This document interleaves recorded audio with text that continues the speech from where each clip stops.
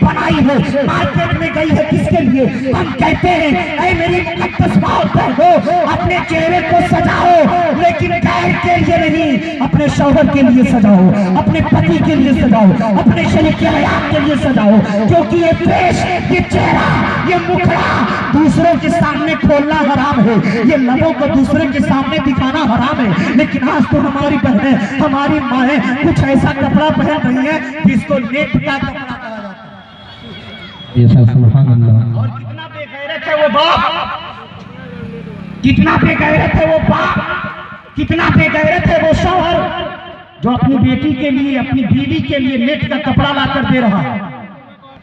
گنہگار وہ کون رہا ہے؟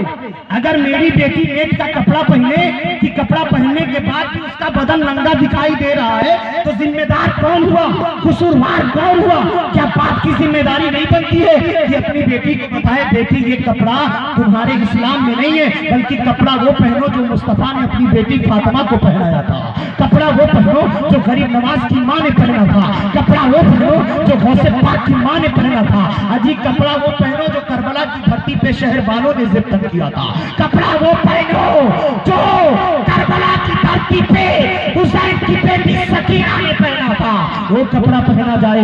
میں کہنا چاہوں گا اپنی مقدس ماں اور بہنوں سے, اے میری ماں, میری باتیں کچھ دیر کے لیے آپ کو بری لگے گی کہ شکیل اختر نظامی بڑا تیکھا تیکھا بول رہا ہے. میں تیکھا نہیں بول رہا, بلکہ میں چاہتا ہوں سماج میں جو گندگی پھیلی ہے وہ گندگی ہمارے سماج سے نکل جائے. اے کھجور مسلمانوں, اپنی بیٹیوں کے ہر حرکت پہ نظر رکھو, کہیں ایسا نہ ہو وہ بیٹی آپ کو بدنام کر دے, کہیں ایسا نہ ہو آپ کا بیٹا آپ کو بدنام کرتے اور بعد میں آپ پہنچو علامہ خالق صاحب کیا بات ہے, ارے تھوڑا موہنی منتر کر دیجئے, ہماری بیٹی بھیجے تھے کالج میں پڑھنے کے لیے کچھ بگڑ گئی ہے. ارے لات مارو ایسے باپ جو آئے کہے کہ میری بیٹی بگڑ گئی ہے تعویذ بنا دو. ارے نادان, اگر تو بچپنے سے اپنی بیٹی کو شریعت کا پابند بنایا ہوگا تو آج یہ دن دیکھنے کو میں بچپنے سے اپنی بچی کو کیوں نہیں سوارا, بچپنے سے اپنے بیٹے کو کیوں نہیں سوارا, بچپنے سے اپنے گھر کے اندر نگاہ کیوں نہیں رکھا.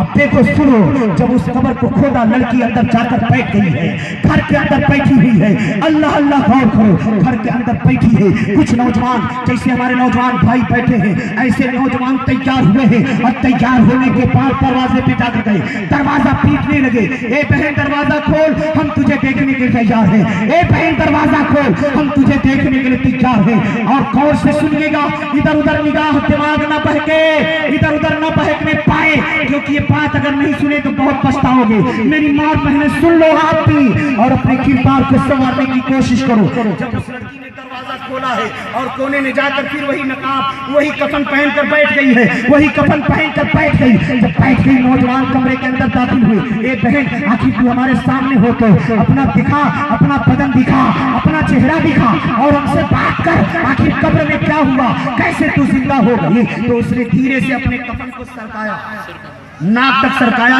بدن اس کا سر کھلا اور سر کا کھلنا تھا. اللہ اللہ, میری مقدس ماں بہنوں غور سے سن لینا, جیسے وہ لڑکی اپنے اس چادر کو تھوڑا سا سرکاتی ہے تو کچھ نوجوان بے ہوش ہو کر گر گئے, کچھ نوجوان بے ہوش ہو کر گر گئے, کچھ کانپنے لگے.